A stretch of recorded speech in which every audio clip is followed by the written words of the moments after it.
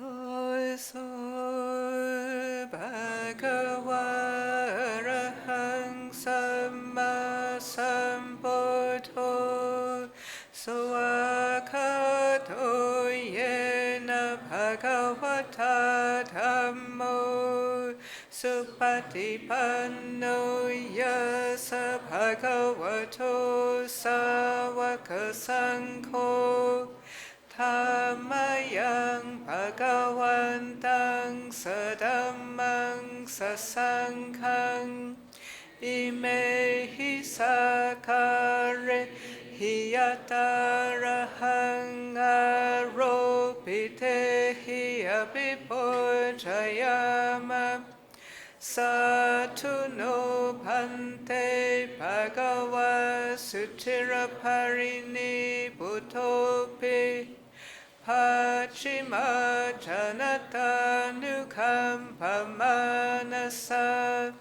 ime sakare dukatapanna karabute patikanhatu amhakang tikara tang hitaya sukhaya Arahang Samma Sambuddho Bhagava Buddhang Bhagavantang Abhivademi Sawakato Bhagavata Dhammo Dhammang Namasami Supatipanno bhagavato sawaka sangho sanghang namami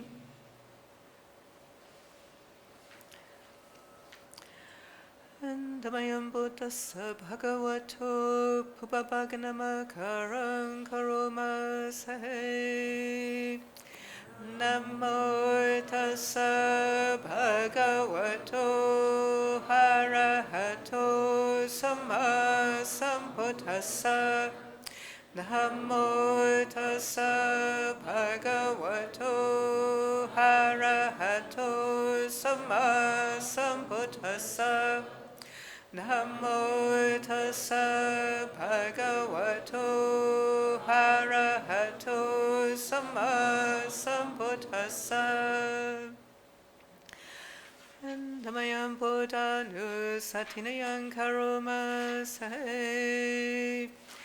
Tangko pana bhagavantang evang kalayano kiti sadoha bhogato itipiso bhagava arahang samma sambuddho Vichacharana sampanno sugato lokavidu anuttaro purisadhamma sarati sata devamanu sanang buddho bhagavati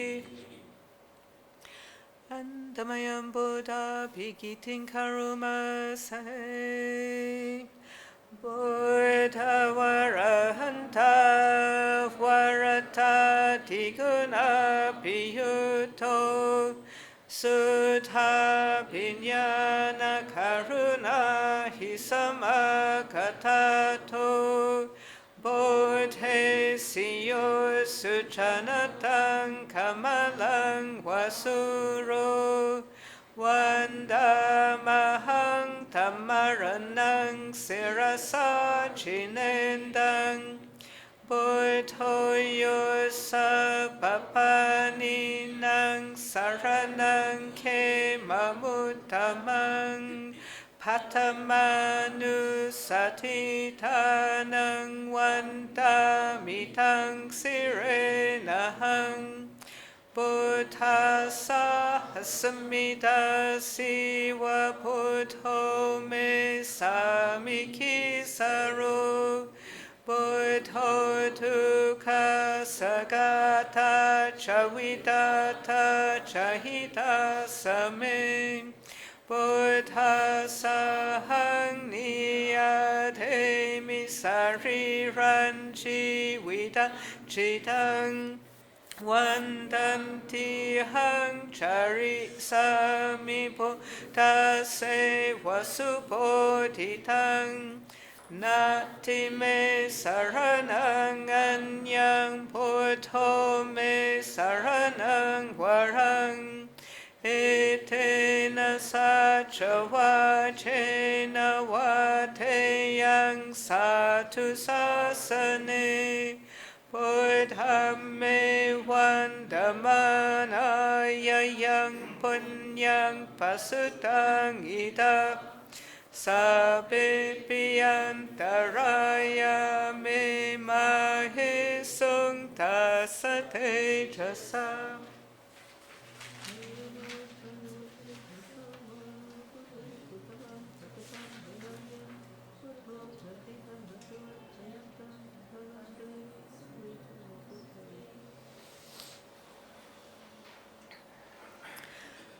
Dhamayang dhammanu satinayang karuma se Suwakato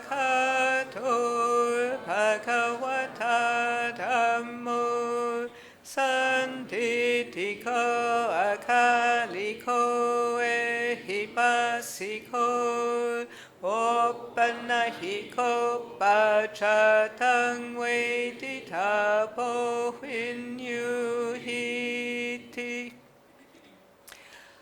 Andamayang dhamma bhikiting karuma se Suwakatata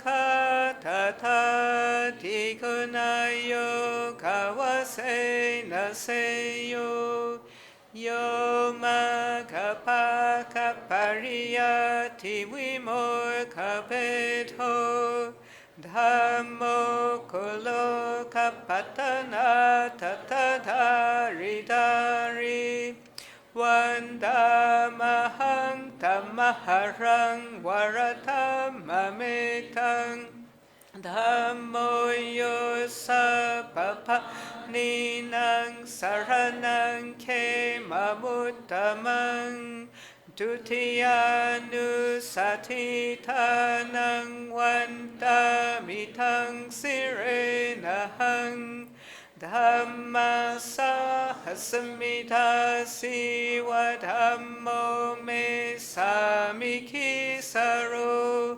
Dhammo dukkha sagata chavitata chahita same Dhamma sahang niyate misariran chivitan chitang Vandati hang chari sami dhamma se vasudhamatang Nati me saranang anyang dhammo me saranang varang Etena sacha vajena vateyang satu sasane Dhammam me vandamanayang punyang pasutang ita Sape piyantaraya me mahisung tasate jasa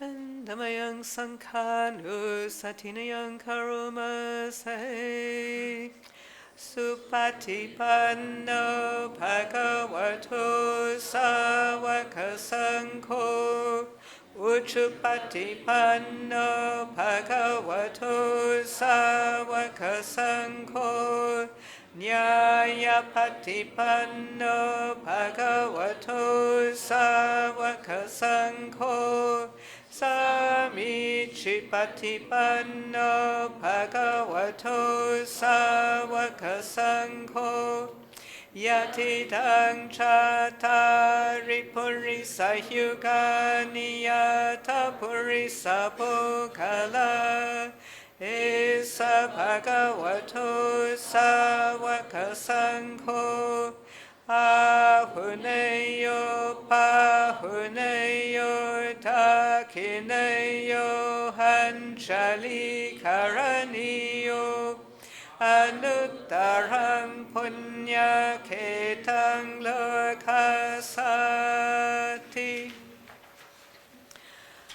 Andamayang sangha pikiting karuma say Sadhammacho supatipati guna piyuto Yotha pito ariyapo kala sangkaseto Sila dhamma pavara sayakaya chito Vandamahang tamariya nakanang susudhang Sangkoyo sapapani nang saranang kemamuttamang Tatiyanu satitanang vantamitang sirenahang Sangha sahasamita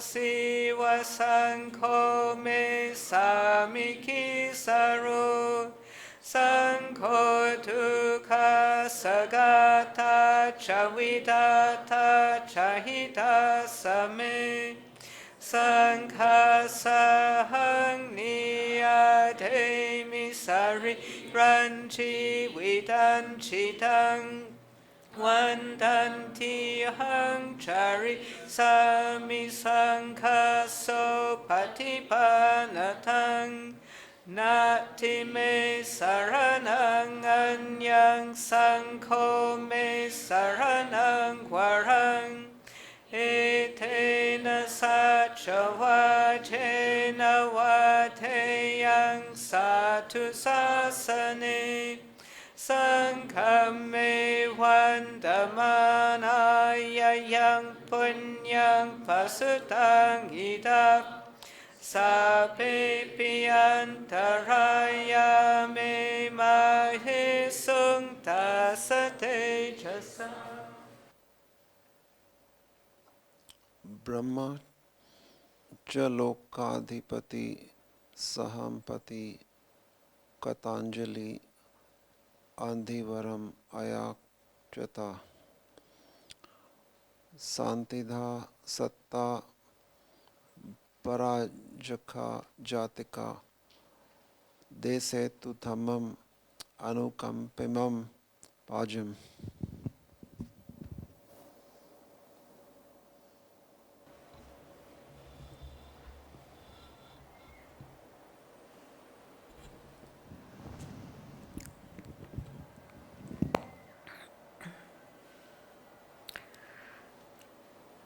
Namo tassa bhagavato arahato samma sambuddhassa Namo tassa bhagavato arahato samma sambuddhassa Namo tassa bhagavato arahato samma sambuddhassa Buddhang dhammang sanghang namasami.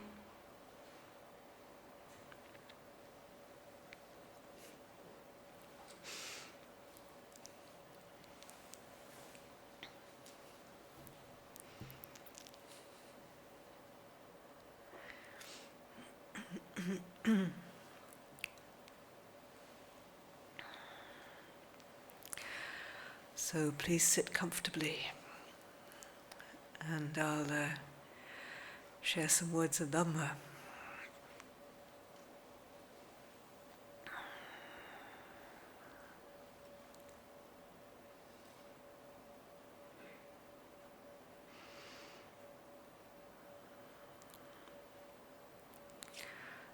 So we've had a very precious opportunity these days to practice together and to support each other in practicing. And sometimes we might think that our meditation, our mind is wandering and we're not really practicing very well, but just the presence, just the intent to be here, to stay here, to do our best is immensely supportive of everybody else. In this way of practice, we need a lot of encouragement. As I've said before, it's not there are not many people in the world, and rather a small proportion of people who have this kind of interest. It's not what most people are interested in. And so those of us who are interested, it's helpful if we, when we have these opportunities to practice together. And at the end of the retreat, many of you will be returning to your homes and families, and it may be a less supportive situation. And so to really celebrate this opportunity.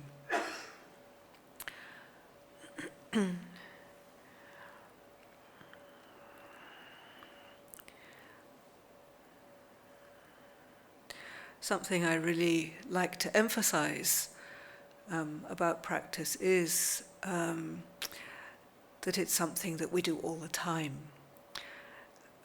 It's not just something that we do on retreat, but it's something we can do all the time. We could think of the whole of our life as being a kind of a retreat, where we choose to cultivate this inner awareness, choose to stay in touch with the mind and its activities, some skillful and some not so skillful, where we can observe the ways that we think about ourselves, about each other, about the situations that we find ourselves in, where we can observe our responses to the different things, the different challenges of our lives. And we can also learn a great deal from the things that happen to us and how we respond to them. Sometimes people think that in Buddhism that all thinking is bad. That, in fact, I remember one time people sort of saying, well, of course, when monks and nuns meditate, their minds are completely empty, aren't they? And I said, you must be joking. Almost as though all thinking is bad. But thinking can be very skillful, it can be very useful. Learning how to ponder, how to reflect on our experience, to consider what might be the best response to a situation, to reflect on maybe mistakes that we've made. Sometimes we can think we must never make a mistake, and if we make a mistake, then we're a complete failure. And so we're frightened of doing anything. But I don't know about you, but most of my learning has come from the mistakes I've made. My interest in practice came from the suffering of my life, which, you might think, well, that's bad. Suffering is bad. Well, suffering's not pleasant. This is certainly true. But it can be an incentive to look for a way out. So in that sense, if we have the good fortune to come across a teaching that can support us in understanding suffering, in learning how to liberate the heart from suffering, then the awareness of suffering, of some kind of struggle in our lives, is a great good fortune. It's a great blessing.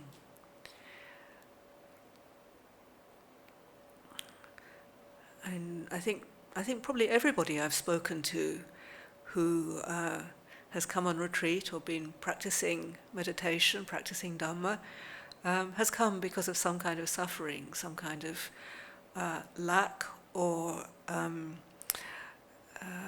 failing or disappointment in their lives, tragedy even. some kind of tragedy. Sometimes that's what brings people to this way of practice.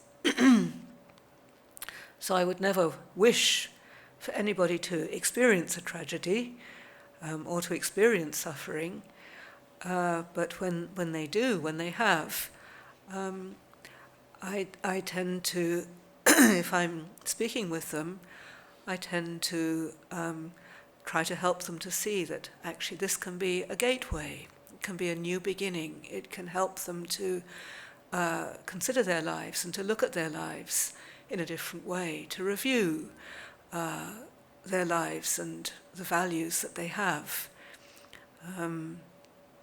in order to maybe structure their lives differently. It's interesting that the Buddha, the young prince Siddhartha Gautama, who'd had a very, very fortunate life, it was, his father, who had heard a prophecy when the young prince was first born, had heard this prophecy that either he would become a wheel-turning monarch, a very remarkable ruler, or he would become an enlightened Buddha, was seriously interested in continuing in the family line. He didn't particularly want him to go away and be a renunciant seeker of truth, and so did everything he could to protect the young prince from anything that could possibly introduce a doubt into his mind about the values with which he was growing up. So he was always surrounded by beautiful things. He had 3 palaces, one for each season, so he would never have to experience any great discomfort on account of the weather. Opportunities for education in the arts and cultivating skills in the sports and the sort of hunting skills and so on, and always surrounded by people who were kind of fortunate, the young, beautiful, strong, healthy people. And if anybody got a little bit old, they'd be quietly removed, sort of sent on to another job, transferred somewhere else, just so that the prince would never see anything that would make him wonder about life, make him curious about life. Fortunately for us, at the age of 29, according to the legend, he did have an opportunity to go out into the city, and where he witnessed some of the more sobering aspects of human existence. He was able to witness old people, very, very old people, people whose bodies were totally bent over and not able to see or hear very well, definitely not beautiful in the conventional sense, no teeth,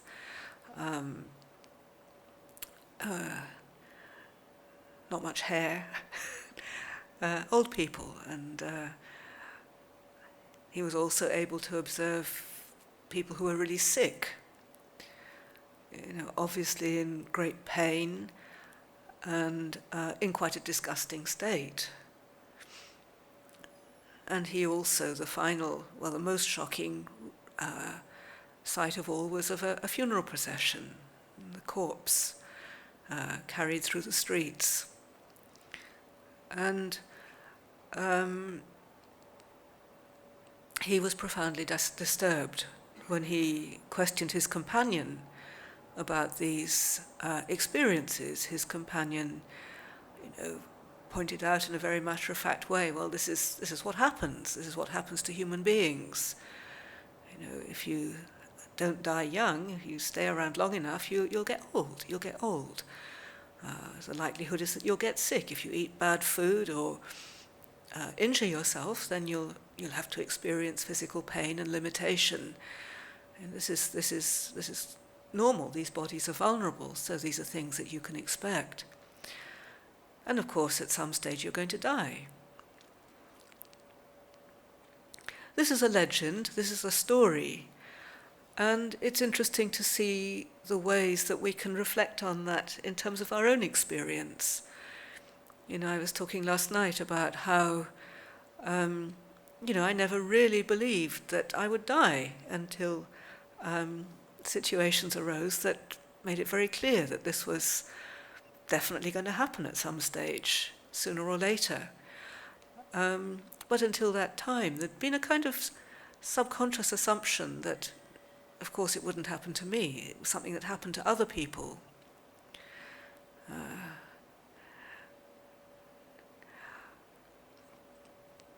Similarly with sickness, similarly with old age.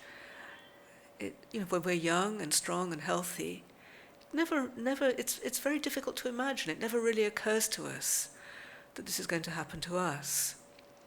And particularly, I think it's something that's very prevalent in Western culture, because in Western culture, they don't have the same system of extended families. I mean, one of the things that I'm really enjoying here is seeing how, families live together. The grandparents, great-grandparents, and then the sons and daughters, and then the grandsons and daughters, and then the very little ones, all in one household. And so the little children have an opportunity to really spend time with older people and get a sense of the breadth of human experience. Whereas I think in the West, it's almost as though there's a kind of unspoken agreement that when somebody gets old, they'll be quietly moved somewhere else, where the younger people won't have to care for them, won't have to consider them very much at all. And this is very unfortunate when people get really sick and with extreme forms of mental illness. There are places where they go, they don't, they're not usually all that visible. And death is always, and there are lots of people who've lived through their whole life and never seen a corpse. And maybe if they have seen a corpse, it's all been in a coffin, all very beautifully made up to just look as though they're asleep. And but it's actually quite unusual for people to even want to see a corpse. Whereas I think in countries like this, it's very much more a part of life, very much more out there, and acknowledged as just part of what happens. But it was as a result of these experiences that the young prince became so disturbed, so disenchanted, that when he saw the fourth, what we call these heavenly messengers, when he saw the fourth heavenly messenger of somebody sitting quietly in meditation in the midst of all of this suffering and struggle, this gave him a clue, gave him a sense of a direction that he needed to follow, to go away from the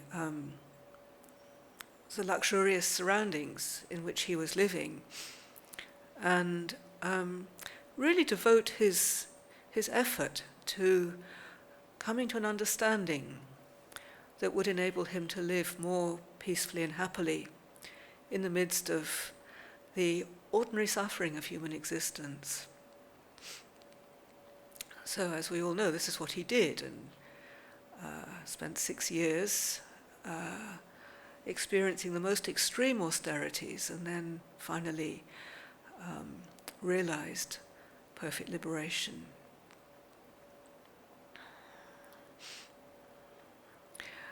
So in this way we can see how important it is to, rather than run away from suffering, run away from the struggles that we experience, is to actually face up to them and to investigate and to come to an understanding of the ways that we make life difficult for ourselves. It's only when we see what we're doing, I mean, you could call it in inverted commas, wrong, what we're doing wrong. I don't actually like that word very much, because It's not wrong, it's just it makes us miserable. So it's only when we really investigate and examine where things create problems for ourselves and others that we learn how to get it right.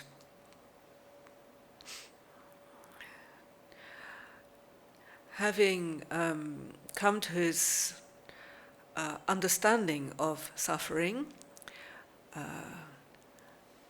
its origin, desire of different kinds, the possibility of realizing the cessation of suffering, it was then that the Buddha formulated a path, a way of life, a way of life that could lead us progressively to the ending of suffering.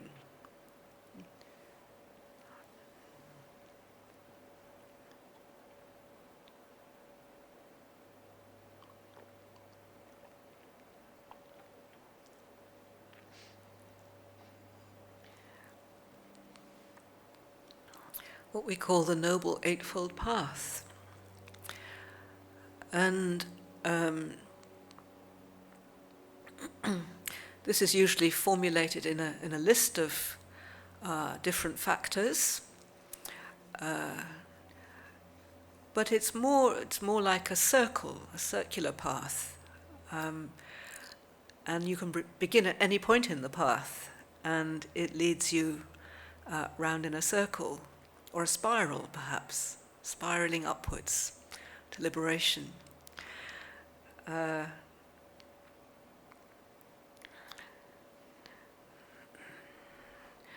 So the beginning factor is right view, right understanding. Then we have right intention. Then we have right speech, right action, right livelihood, right effort, right mindfulness, right focus or right concentration, right collectedness. What we've been doing this past couple of days of learning how to gather the mind into the present moment, to bring all the, rather than it sort of being scattered in all directions, which can happen in our daily lives when we have many responsibilities, just learning how to gather it, to focus in one place.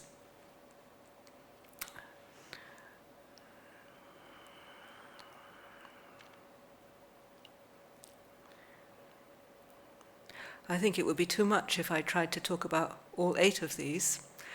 I might give a little kind of summary, a potted version, and then I have a strong inclination to talk about right intention, because I think that's a very interesting aspect of the path. So we'll see if I end up doing that, or end up talking about something else.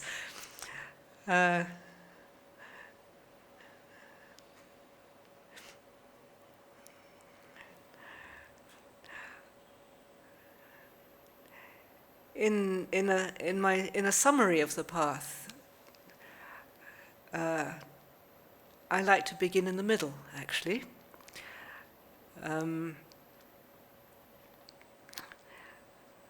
What we call sila, how we live our lives, how we speak, the kind of things that we do, how we act, and how we earn our living, right livelihood.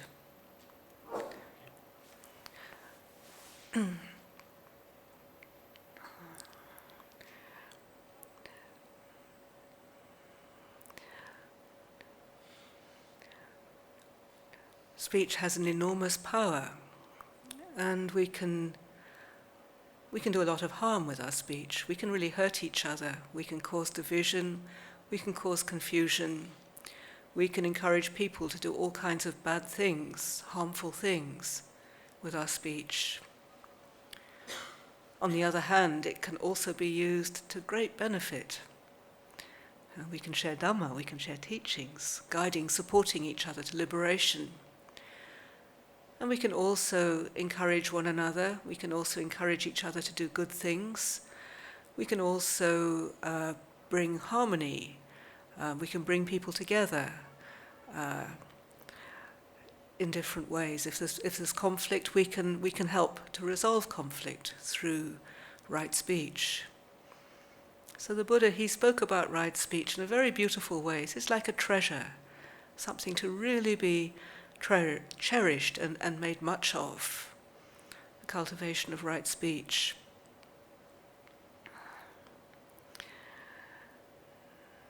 When we think about right action, this means obviously not doing anything harmful, not killing, not stealing, not being irresponsible, taking advantage of others in regard to sexuality, and instead offering support, kindness through our actions, helping each other in practical ways. And with our livelihood, making sure as far as possible that we don't earn our living through exploiting others or harming any creature. This is actually one of the most difficult aspects of the path, and I've spoken with many people who, when they really look into the kind of profession they have, the kind of work that they do, find that actually, there are things that they don't feel completely happy about. So with this one, I just encourage people to do the best they can. If they can't be a monk or nun, which is really good livelihood, then to do the best they can to find a way of earning their living in a way that's wholesome. The caring professions, doctors, nurses, teachers, people who can guide students to wholesome understanding of life. Interestingly enough, one of my best school teachers, he taught chemistry and he taught botany, but actually he also taught life. So every term we would have a discussion about all kinds of other things. He would just forget about the subject he was supposed to be teaching and teaching us things that were really important. So I've always been grateful to him. So right speech, action and livelihood. These are things to be cultivated. And why is that important? It's important because when we live carefully, when we live responsibly, then when we come to meditate, to focus the mind actually settles relatively easily. I don't think any of you would be here if you were serial killers or bank robbers, because you couldn't sit still. Your mind wouldn't settle. There'd be a lot of fear, a lot of regret, a lot of remorse, and it would be very, very difficult for you to calm and settle the mind in the way that all of you have been doing for this past few days. So, in a way, right speech, action, livelihood, right sila, leads quite naturally, supports right focus, the focusing, the collecting of the mind, effort, mindfulness, and concentration. When the mind is collected in this way, then we're able to observe. And I've been encouraging you to become mind readers, which means observing the way that the mind works, observing the kind of thoughts that you have and the results of those kind of thinking, that kind of thinking. Because this is how we cultivate discernment or panya, understanding, insight, which obviously is the third aspect. So from right sila, it naturally supports right focus, right collectedness, concentration of mind, right samadhi.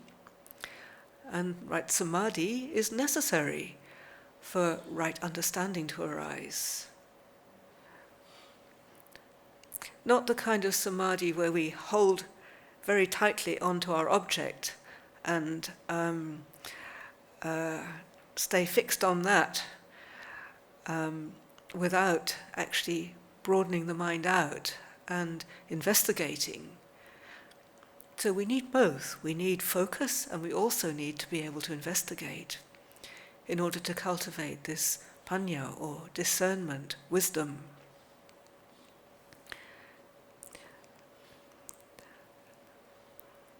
So understanding the ways that we cause ourselves suffering, which is a fundamental, really, on the path. I mean, the Buddha likened it to the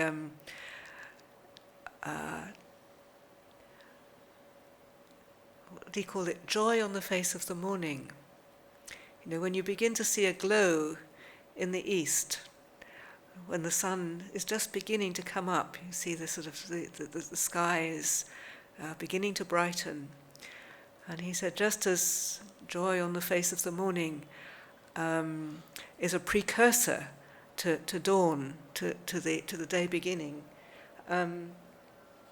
even so, right view, right understanding is a precursor to the cultivation of the Eightfold Path, which is the path to liberation. So this right understanding is a very, very significant factor on the path. Understanding suffering and its causes and the way to liberation. Right intention is intending is based on wholesome roots. The intention towards kindness, towards compassion, towards renunciation or generosity, and to intending away from the inclination to cause harm to ourselves or to others, the inclination to ill will, wishing harm for others, and the inclination to lust, to greed, insatiable greed that we can be subject to. So,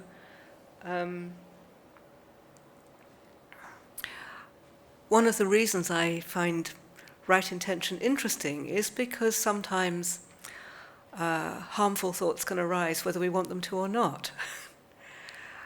And one of the things I've noticed in my own mind when this happens is that I start having harmful thoughts towards myself. Oh, Chandasiri, you're a hopeless case, you'll never be any good.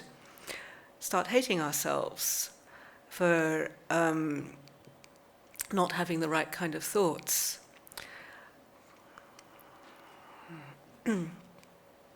So we need to be rather clever.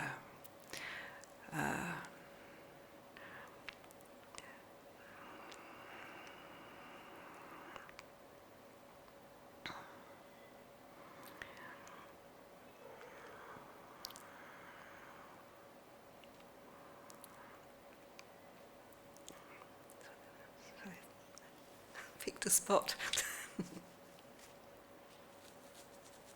There.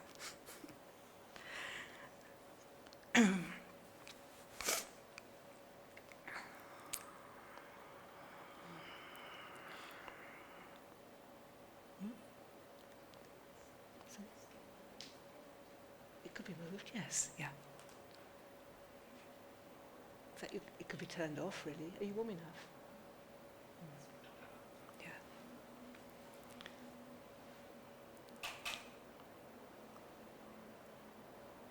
Yeah.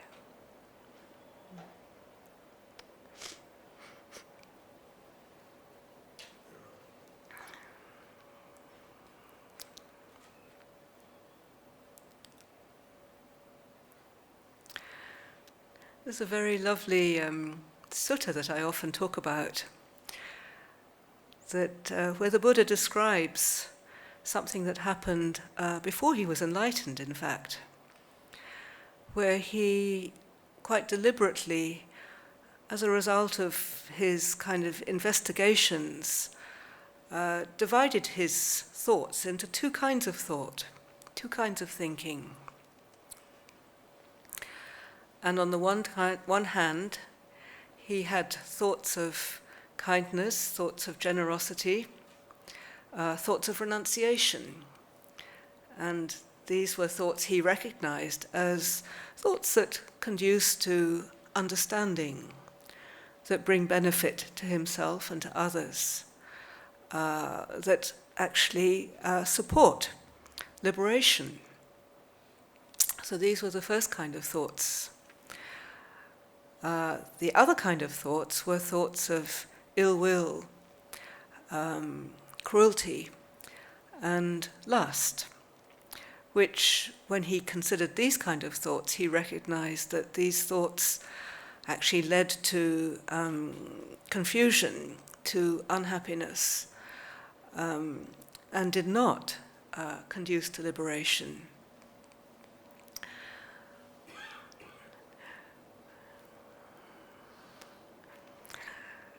And the simile that he used, which I think is very helpful for all of us, was of a farmer with cows.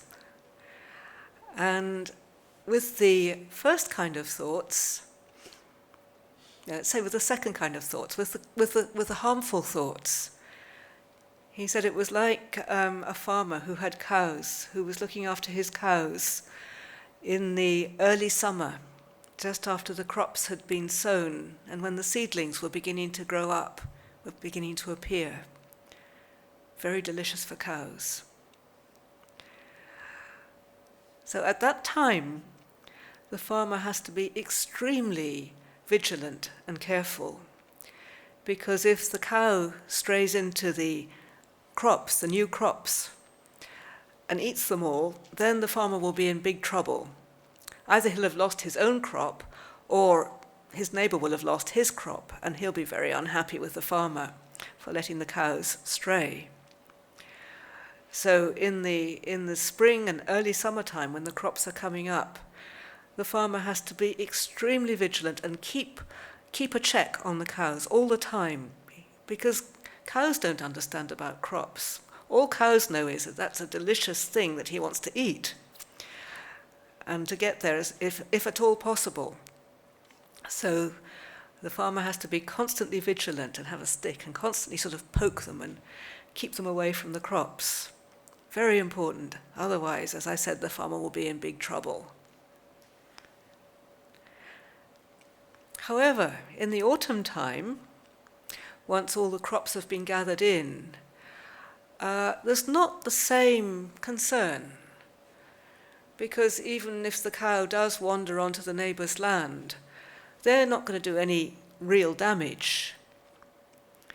There are no young shoots coming up that the cows are going to be irresistibly attracted to.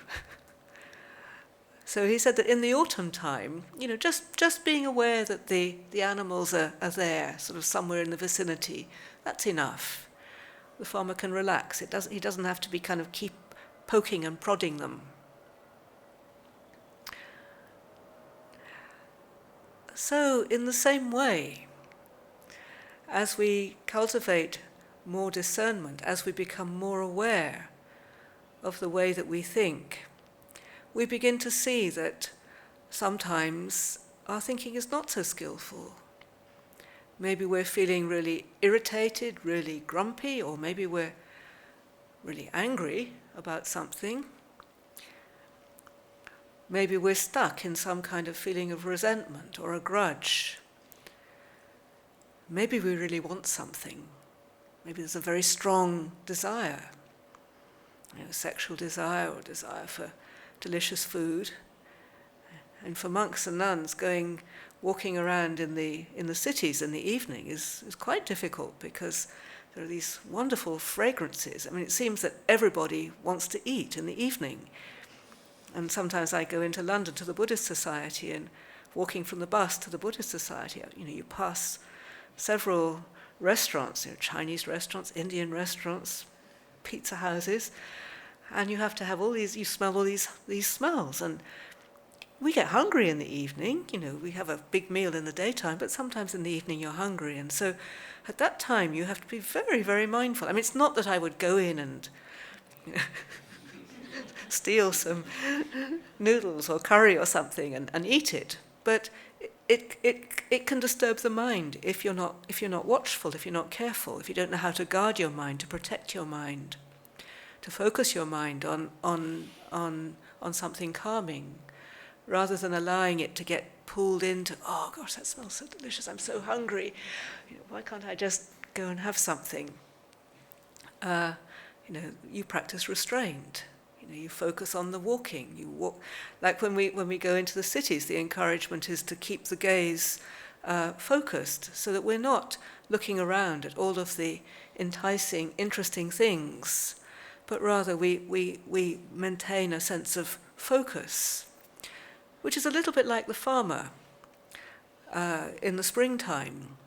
Just, watching out for the mind, guarding the mind, noticing that there are many things that could pull the mind out, that could distract, and we choose to stay focused because we value that sense of inner calm, collectedness. So in our meditation, in our daily lives, when we notice that there's something disturbing us,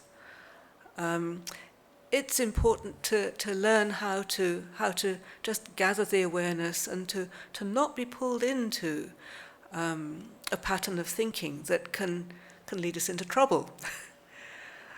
I mean, sometimes we think, well, who cares about thought? What does it matter? If I have a few nasty thoughts about somebody, if somebody's annoying us, you can have a few mean thoughts about them. But I've noticed that it doesn't take very much for a mean thought to transform itself into a mean look, and then to transform itself into a mean action, and then it transform itself into a mean thought, a mean word, mean words. And then you say something, and you upset somebody, and then you feel terrible. So it's kind of self-interest, really, to learn how to guard the mind, to protect the mind. So it's not going to flow out into some kind of unhelpful pattern of thinking. I was talking last night about self-disparagement, and it was interesting that somebody mentioned this morning that they thought that for many people that wasn't so much of a problem, but more that they were very conceited, that people had a lot of pride. Well, it doesn't really matter whether it's pride or self-disparagement. Neither of these are very helpful conditions for the mind. In fact, the Buddha said, if you think you're better than someone else, that's wrong view. If you think you're worse than someone else, that's wrong view. If you think you're the same as someone else, that's wrong view. Any kind of comparing of ourselves with others is not helpful. So in our practice we learn how to begin to stop doing that. It takes a while because of our education. We want to be top of the class. We don't want to be the middle of the class, and we certainly don't want to be the bottom of the class. So we're always kind of thinking, am I as good as that one? I think I'm a bit better than that one. Comparing ourselves. And it can happen even in meditation. I mean, that's one of the reasons it can be helpful to close our eyes in meditation, so you're not looking around and thinking, oh, that one looks enlightened. I don't think I'm enlightened. Or look at her falling asleep. I'm better than her. That's a very dangerous thought, because the next minute you'll be falling asleep, I tell you. So, learning how to guard the mind from thoughts that are harmful, either harmful towards others or harmful towards ourselves. I don't know if I mentioned I don't think I did actually. I had a New Year resolution one year to give up self-disparagement. And it was interesting just to notice how much happier I felt, how much happier I feel since I made that resolution, and how much this tendency to undermine ourselves, if we do have that tendency to be overcritical. So learning how to recognize that in the mind and to stop doing it. Keep a guard on the mind, keep a watch on the mind. Don't let it get stuck in harmful thoughts and judgments, either about somebody else or about ourselves. This is what we call right intention. Obviously, the wholesome intentions, thoughts of generosity, thoughts of kindness, thoughts of compassion, there's much less of a concern about those getting out of control. But there's a very lovely little bit in this particular sutta that I noticed, actually it was on a second reading of the sutta that I became aware of this paragraph where the Buddha said, but even these, even thoughts of kindness, compassion, generosity, we need to keep a bit of a watch on. Because if we allow ourselves to get too carried away with these thoughts, it can actually lead to a lot of thinking, a lot of excitement, and a sense of unhelpful excitement. And then the mind is not settled, it's not calm. And I don't know if you've experienced this, but sometimes, when I've had a good idea, something that I feel that I can do, a project that might be helpful for someone, or a situation or something, I can think about it and sort of have the idea, then I think about it again and again and again, and each time it gets a bit bigger and a bit more elaborate. And before I know it, I'm having sleepless nights with this excitement that can come. So it can generate a kind of energy that is not particularly helpful. So we need to be a little bit watchful with that. More for our own well-being than out of a concern that we're going to harm somebody else, but more just, basically the the most helpful state of mind is a state of inner balance, so that the mind is not carried away with obsessive thinking, either thinking harmful thoughts or obsessive thinking of positive thoughts.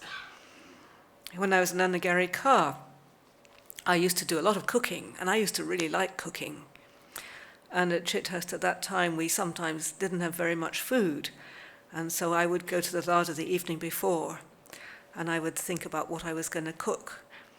And during the evening meditation, I would think about what I was going to cook.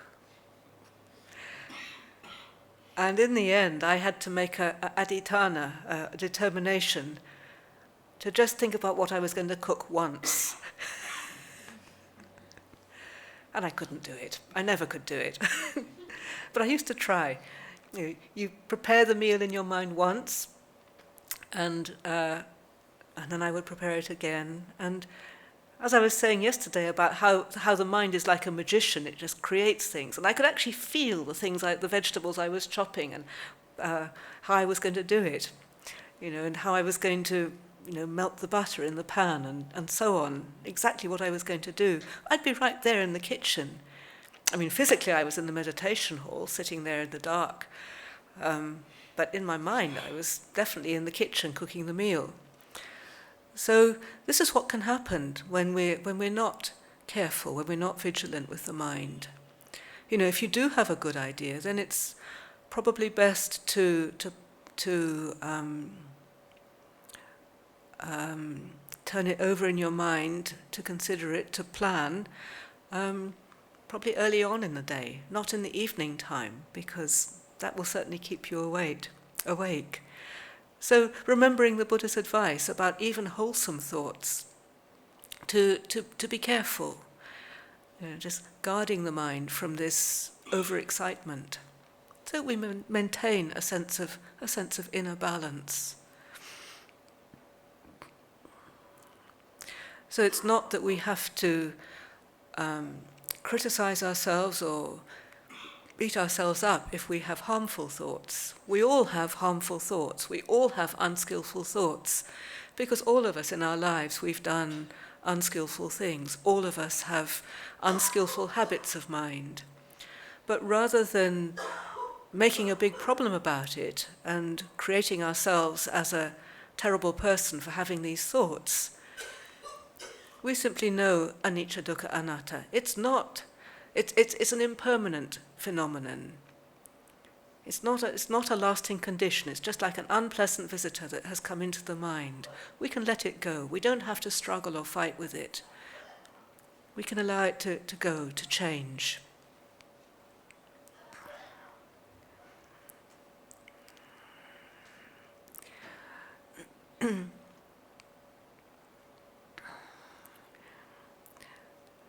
So if we recognize an unwholesome, unhelpful thought, then to make an effort to stop it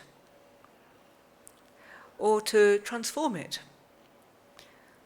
Think something else. As we become more skilled in this, you begin to see that actually you have a choice as to how you think about yourselves, how you think about others, what you focus on.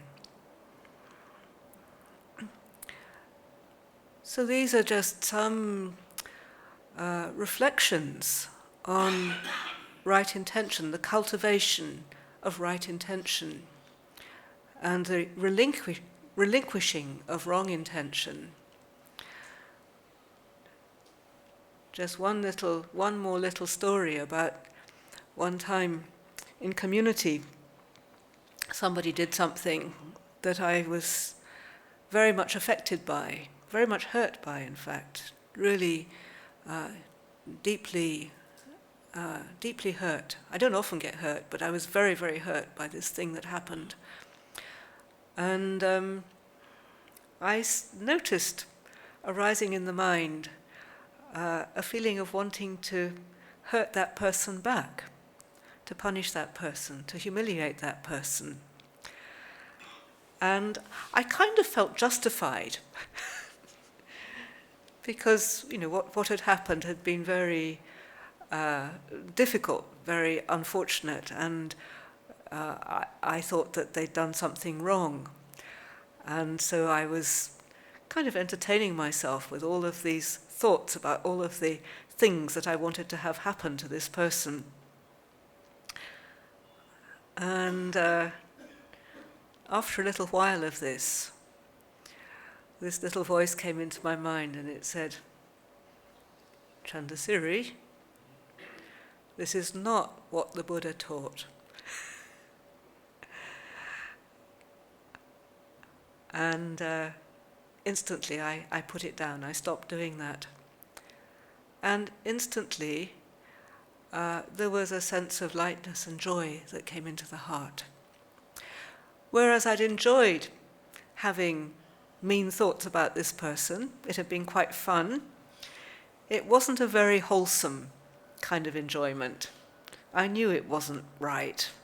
I knew it wasn't going to bring me a real sense of gladness and joy and self-respect even. But when I put it down, that's when the joy and the lightness and the self-respect arose. So it's worth considering, even when you're right and somebody else is wrong, it's better not to harbour cruel, vindictive thoughts towards that person. It may be that there's something you need to do or say to help them to see the unskillfulness of whatever it is that they're doing, the effect they're having on others. But there are skillful, kind, clever ways of doing that they can receive what you have to say in a good way. But holding a grudge, however right you are, is not what the Buddha would recommend.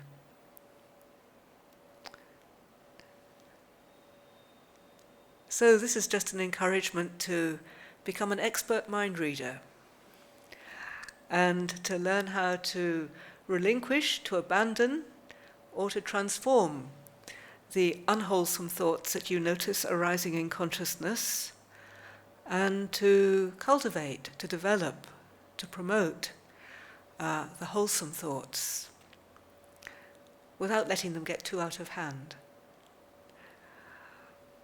So I offer this for your contemplation this evening.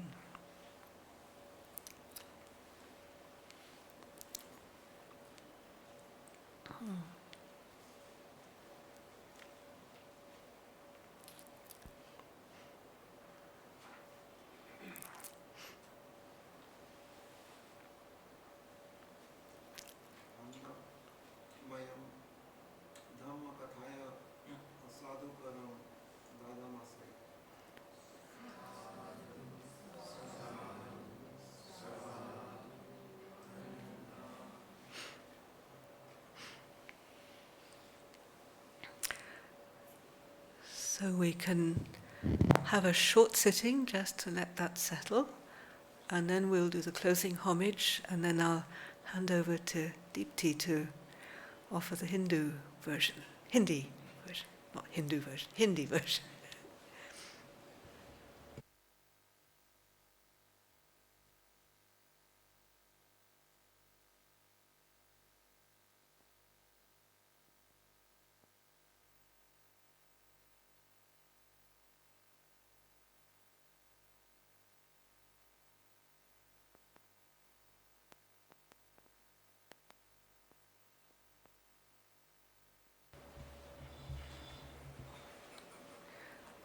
I thought we could chant the verses of sharing and aspiration as a way of dedicating our practice for the welfare of all beings.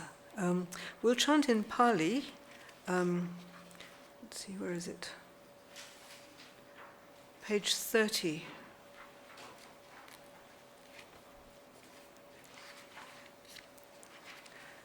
Some of you may be familiar with this, but it's something it's a good thing to do at the end of a day of practice, is to dedicate any benefits that we may have generated through our efforts, and to dedicate it for the welfare of all beings. And there's a long list of different beings: our teachers, our parents, relatives, people who have positions of power and responsibility in the world, all the different devalokas, devas, the guardians of the world. So it's quite a good thing to do. Even if you think you haven't made very much, just the sharing of it generates more. Andamayang udisanadi tanagatayo panamase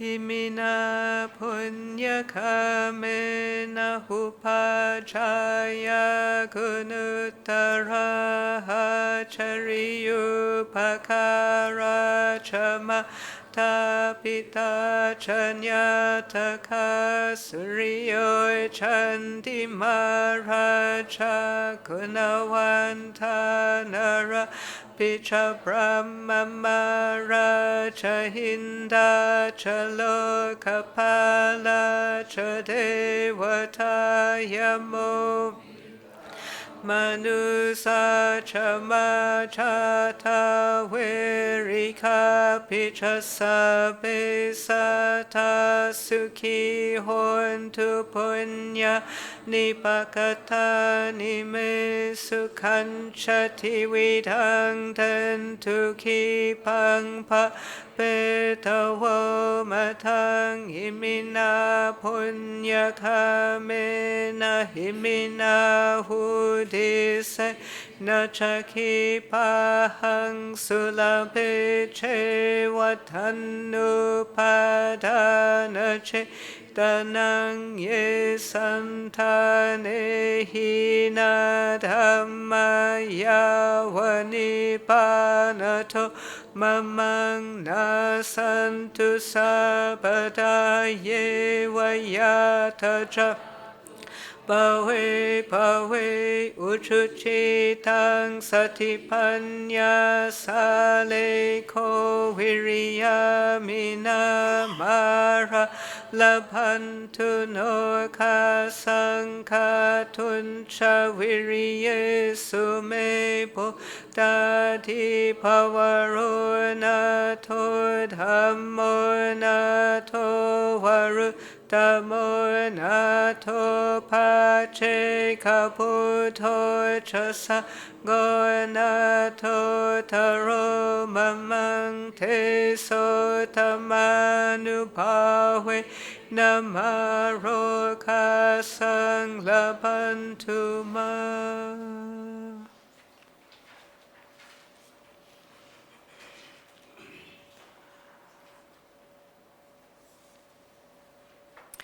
And you'll find the closing homage on page 26.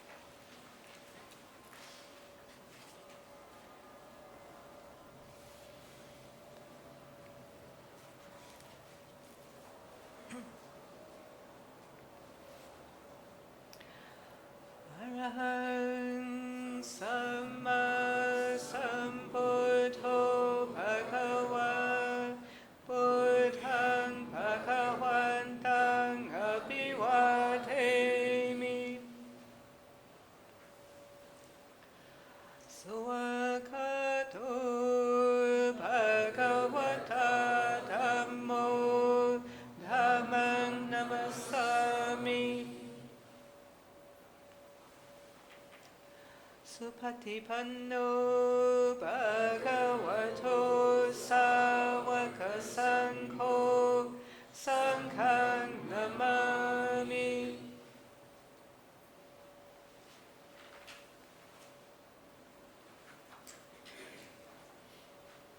Let's hear this text to Ajahn.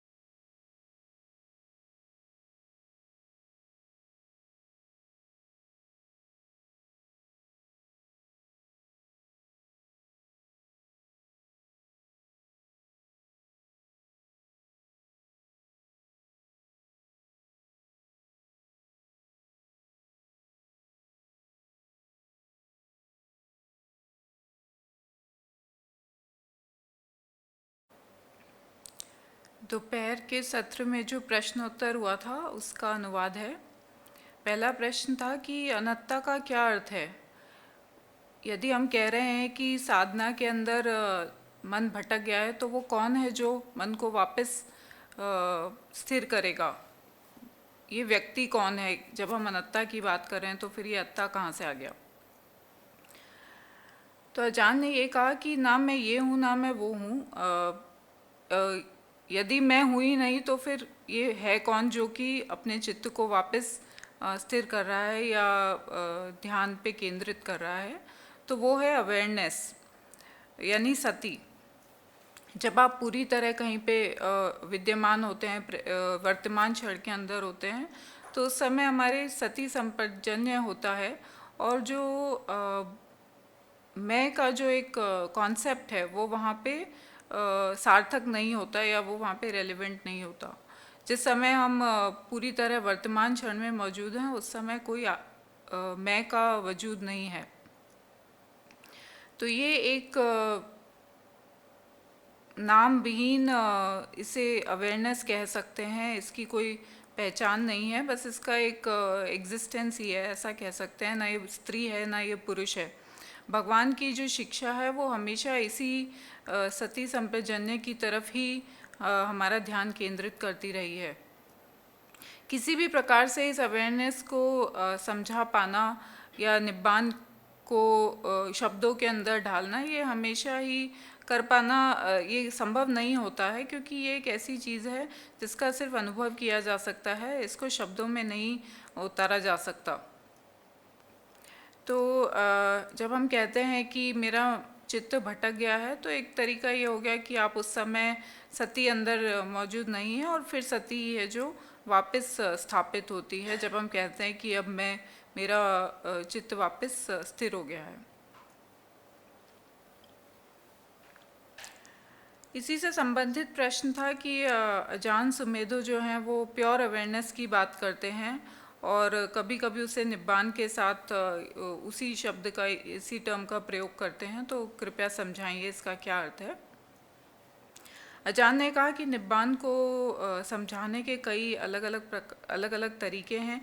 ये कोई वस्तु नहीं है, कोई स्थिर चीज़ नहीं है, बल्कि एक अनुभव है जहाँ पे कि आप जो चित्त होता है वो शांत होता है, स्थिर होता है, उसमें किसी प्रकार की कोई कामना नहीं होती है।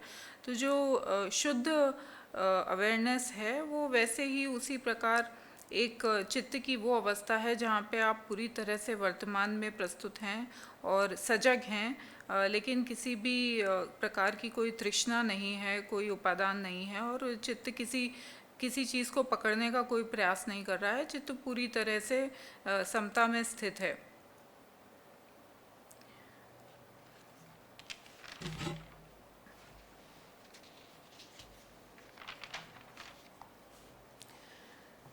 जब भगवान बुद्ध को निब्बान प्राप्त हुआ, उस समय उनकी आयु 35 वर्ष की थी और फिर अगले 45 वर्ष तक उन्होंने धर्म सिखाया। तो वो कोई उनके अंदर कोई व्यक्तिक चाह नहीं थी, कोई डिज़ायर नहीं था। ये उन्होंने इसलिए किया ताकि वो समाज का भला कर सकें। और एक ऐसा भी समय आया जब उन्होंने अपनी खुद की प्रस्तुति को उचित नहीं समझा। संघ में एक बार कुछ लोगों में अनबन हो गई थी किसी छोटे से मामले को लेके। तो उस समय भगवान ने पहले वहाँ पे समझौता करने का जो भी प्रयास किया होगा, वो कुछ बात वहाँ पे बन नहीं रही थी। तो भगवान उस समय वो स्थान को छोड़ के चले गए और कुछ समय तक एक जंगल में उन्होंने निवास किया। तो उस गांव के लोग जहाँ पे कि ये अनबन हुई थी संघ के अंदर, वो लोगों ने वहाँ पे दान देना बंद कर दिया इन झगड़ने वाले भिक्षुओं को। और तभी फिर भगवान जो थे तब उसके बाद ही वो लौट कर आए।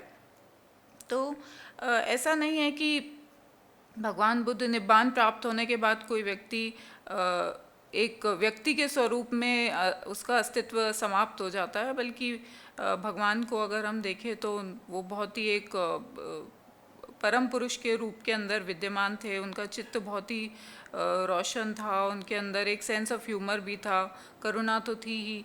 तो ये सारी जो है ये एक आप मानवीय प्रवृत्तियां भी इन्हें कह सकते हैं, ये सब उनके अंदर थी।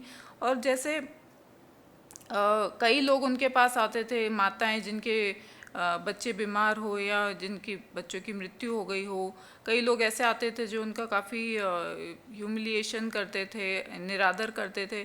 तो भगवान को ये समझ थी कि कैसे एक एक व्यक्ति को, अलग अलग प्रकार के व्यक्तियों के साथ किस प्रकार से व्यवहार किया जाए, और ये सब उनके अनेक प्रकार के गुण हैं। तो निब्बान प्राप्त होने के बाद या उसका अनुभव होने के बाद भी इस प्रकार की जो व्यक्ति की अलग अलग प्रकार की कैरेक्टरिस्टिक्स हैं वो होती हैं, और उनका एक उन्नत स्वरूप आपको देखने को मिल सकता है। तो जब पूर्ण मुक्ति का अनुभव होता है तभी भी व्यक्ति संसार में तो जीवित रहता ही है, लेकिन अब वो लोक धर्म जो हैं, हानि लाभ मान अपमान आदि, उनसे प्रभावित नहीं होता, वो लोक विदु बन जाता है। यानी कि जैसे भगवान बुद्ध थे जो चित्त अवस्था पे अलग अलग प्रकार की चित्त अवस्थाओं एक एक को भिन्न भिन्न करके देख सकते थे और समझ सकते थे, ना कि उनके साथ आइडेंटिफाई करते थे।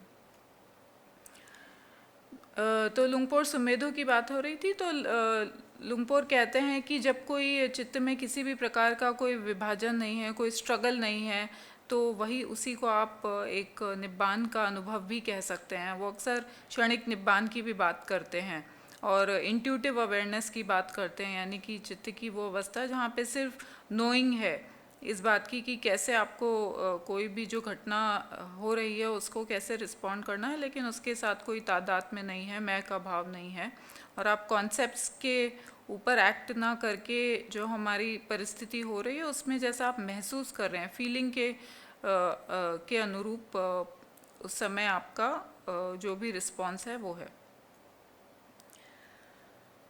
अगला प्रश्न था कि साधना का ऑब्जेक्ट ऑफ मेडिटेशन क्या बनाया जाए, सांस को बनाया जाए या सेंसेशंस को बनाया जाए, और या संवेदनाओं को बनाया जाए, और ये भी बनाया जाए तो क्या चित्त को एक पॉइंट पे रखा जाए या फिर फैलाव के साथ एक ब्रॉड एरिया में रखा जाए। तो अजान ने कहा कि मैंने आपको जब निर्देश दिए थे ध्यान करने के, तो आपको एक खुद को ये एक चॉइस दी थी कि आपको जैसा ठीक लगे आप उसके अनुसार करें। यदि आपको लगता है कि आप थोड़े अपने ध्यान को कम स्थान पर केंद्रित करना चाहते हैं तो आप वो कर सकते हैं, यदि आप थोड़ा उसको फैला के रखना चाहते हैं वो कर सकते हैं। तो जब उन्होंने कोई इंस्ट्रक्शंस दिए थे तो उसमें उन्होंने कोई स्पेसिफिक रूप में नहीं बताया था कि क्या करना है, क्योंकि कोई सही या गलत तरीका है ही नहीं। वो सिर्फ ये उनका प्रयास है कि हम वर्तमान के अंदर अपने आप को थोड़ा सा सेटल कर सकें और इसमें रिलैक्स कर सकें। तो ये हमारी वर्तमान में आने की को सपोर्ट करने के लिए इस समय जो भी इंस्ट्रक्शंस दिए गए हैं वो इसके लिए हैं। कोई और टीचर हो सकते हैं जो आपको कुछ ऐसे इंस्ट्रक्शंस दे जो ज़्यादा स्पेसिफिक हो कि आप ध्यान को एक छोटे स्थान पे केंद्रित करें, लेकिन इनका जो तरीका है वो अक्सर थोड़ा सा जनरल फोकस पर ही है। फिर ये प्रश्न पूछा गया था कि यदि मैं सांस के ऊपर ध्यान कर रहा हूँ और उस समय यदि मेरा ध्यान स्वतः ही शरीर की संवेदनाओं पर चले जाए तो क्या मुझे ध्यान को वापस सांस पे लाना चाहिए, या जो संवेदनाओं का ध्यान कर रहे थे उस पे ही रखना चाहिए, क्या करना चाहिए। तो अजान ने कहा कि उनका जो तरीका है सिखाने का ऐसा होता है कि जब कोई रिट्रीट शुरू हुई है तो वो निर्देश देती हैं थोड़ा सांस पे ध्यान करने को, और बाद में फिर व्यक्ति जब उसकी थोड़ी और प्रैक्टिस हो जाए तो थोड़ा और वो एक्सपेरिमेंट कर सकते हैं। यदि उन्हें लगे कि सांस के साथ ध्यान करना ठीक है तो सांस के साथ, संवेदनाओं के साथ करना चाहते हैं तो उसके साथ दोनों ही ठीक है। वैसे अगर आनापान सती की बात की जाए तो इसमें स्टेप बाय स्टेप पूरा काफ़ी सारे तरीके बताए गए हैं, तो आप जो भी आपको ठीक लगे आप कर सकते हैं। और अजान ने ये भी कहा कि यदि आप चित्त को थोड़ा स्थिर किसी एक स्थान पे करना चाहते हैं तो वो थोड़ा समता का अभ्यास उसे कहते हैं, और यदि पन्या उसके ऊपर पन्या का अभ्यास कर रहे हैं, इन्वेस्टिगेशन कर रहे हैं, तो उसको विपश्यना कहते हैं। समत यदि आप फोकस कर रहे हैं तो उसे समत्थ कहते हैं, समता नहीं, सॉरी गलती से बोल दिया। उसके बाद अगला प्रश्न था कि स्वयं के प्रति कैसे मैत्ता और करुणा का भाव रखा जाए। अजान ने कहा इसके कई तरीके हैं। या तो आप ये मंत्रोच्चारण भी कर सकते हैं, मे दिस बीइंग बी वेल, यानी कि अपने आप को ही कह सकते हैं कि मेरा भला हो, मैं ठीक रहूं। और पहले उन्हें लगता था कि ये किस प्रकार का विचार है, लेकिन जब उन्होंने खुद इसका अभ्यास किया तो उन्होंने जाना कि ये एक काफ़ी कुशल उपाय है। और इन्होंने जब इसका खुद अभ्यास किया तो काफ़ी लाभ भी हुआ। दूसरा तरीका ये है स्वयं के प्रति करुणा भाव और मैत्री भाव जगाने का, कि जब हम दूसरों के प्रति अपना कोई व्यवहार करते हैं तो देखें कि हम किस प्रकार लोगों से बात कर रहे हैं या किसी प्रकार का व्यवहार कर रहे हैं। जैसे कोई व्यक्ति यदि हमें अपनी तकलीफ़ों परेशानियों के बारे में बात करता है तो हम ये तो नहीं कहते कि अरे तुम कितने मूर्ख हो या मेरे पास तुम्हारी बात सुनने का समय नहीं है। हम उनको समय भी देते हैं और उनकी बात सुनते भी हैं, हो सके तो सहायता भी देते हैं। तो उसी तरह जब आप अपने आप को किसी मुश्किल परिस्थिति में पाएं तो इन्हीं बातों को याद करें और इसी प्रकार का व्यवहार स्वयं की तरफ भी करें। एक बार जब वो चिथर्स मॉनेस्ट्री के अंदर थी, ये बहुत बहुत वर्ष पहले की बात है, तो किसी एक व्यक्ति ने कहा किसी दूसरे के लिए कि वो किसी से नफ़रत करते हैं। तो उस समय लुंगपोर सुमेदो वहाँ पे मौजूद थे और उन्होंने एक ऐसी बात कही जो अजान को काफ़ी अचंभित करी। उन्होंने अजान सुमेदो जो उनके टीचर थे, उन्होंने कहा कि इस तरह तो कोई भी किसी से नफ़रत नहीं कर सकता जिस प्रकार चंदसिरी स्वयं अपने आप से नफ़रत करती हैं। और कहने का अर्थ था कि उस समय अजान के मन में काफ़ी खुद के प्रति आलोचनात्मक भाव था, तो इससे उनको उसकी सजगता हुई और फिर आगे उन्होंने उसके ऊपर काफ़ी काम भी किया। अगला प्रश्न था ये जो धर्म वंदना में जो शब्द आते हैं कि मैं स्वयं ही अपने कर्म का मालिक हूँ और कर्म की संतान हूँ, मेरा कर्म ही मेरा बंधु है, इस प्रकार के जो रिफ्लेक्शन है, तो इसके ऊपर बात की थी कि क्या ये सब कहने का अर्थ ये नहीं हो गया कि हम अपने कर्म से ही जुड़े हुए हैं और उससे अटैच्ड हैं। तो फिर एक तरफ हम बात कर रहे हैं चीज़ों के अनित्य होने की, दूसरी तरफ हम बात कर रहे हैं उनका जुड़ाव, और जैसे तो कोई कर्म से ऐसे जुड़ गए हैं कि जैसे कभी अलग ही नहीं हो सकते। इस पे अजान ने कहा कि आप अपने कर्म से तब आप इस प्रकार से तादाद में हो सकता है यदि आप चाहें तो, और दूसरा ये भी है कि आपका कर्म से ही आपकी मुक्ति का साधन भी बनता है। तो जब हम कुशल विचार रखते हैं, कुशल वाणी, कुशल कर्म करते हैं, तो वो हमें निर्वाण की तरफ ले जाता है। और जब हम किसी भी प्रकार का कर्म करते हैं तो उसे बिना किसी तादात्म्य के, बिना मैं के भाव के भी किया जा सकता है। जो कोई अरहंत होते हैं उनके अंदर कोई सेंस ऑफ सेल्फहुड नहीं होता या स्वयं के प्रति अटैचमेंट नहीं होता, स्वयं का भाव नहीं होता, और वो जो भी काम करते हैं वो ऐसे काम नहीं होते जो उनके सीवी पे ऐड हो जाएं। कहने का मतलब है कि हम अक्सर हम मनुष्य ऐसे काम करते हैं, हमें लगता है कि अब ये एक मेरा कर्म है, मेरा कर्म है, मेरा कर्म है, तो हम उन्हें जोड़ते चले जाते हैं अपने साथ ही। हाँ, हमें ये भी सोचना चाहिए कि हम जो काम करते हैं उसका हम पे भी कुछ असर होता है और दूसरों पे भी उस पे असर होता है। तो हमें अपने संकल्पों को, अपने विचारों को पे ध्यान देना चाहिए कि जो काम हम कर रहे हैं उसके पीछे कैसा इंटेंशन है। जिस प्रकार पुण्य अर्जित करने के काम ऐसे हो सकते हैं कि जो सम्यक कर्म भी हो सकता है जिससे चित्त में खुशी तो जागती है, प्रसन्नता जागती है, लेकिन कभी कभी हम उसी को बढ़ाते बढ़ाते कोई सम्यक कर्म करने के बाद हम सोचते हैं कि उस पे तारीफ़ की आशा करते हैं, और यदि कोई दूसरा हमसे बढ़कर कोई अच्छा काम कर दे तो हमें यदि उस बात से तकलीफ़ हो तो फिर पता चलता है कि शायद वो कर्म सम्यक कर्म नहीं था। तो इसलिए हमें ये देखना चाहिए कि हम जो काम कर रहे हैं उसके पीछे हमारा भाव क्या है, विचार कैसे हैं और इंटेंशन क्या है। भगवान ने कहा भी है कि बूंद बूंद से जिस प्रकार घड़ा भरता है उसी प्रकार एक एक सम्यक कर्म से, एक एक अच्छे कर्म से आपके अच्छे कर्मों का पुण्य का घड़ा भी भरता है। तो वही काम हम भी कर सकते हैं और ये अपॉर्चुनिटी हमें जीवन के हर क्षण के में उपस्थित है।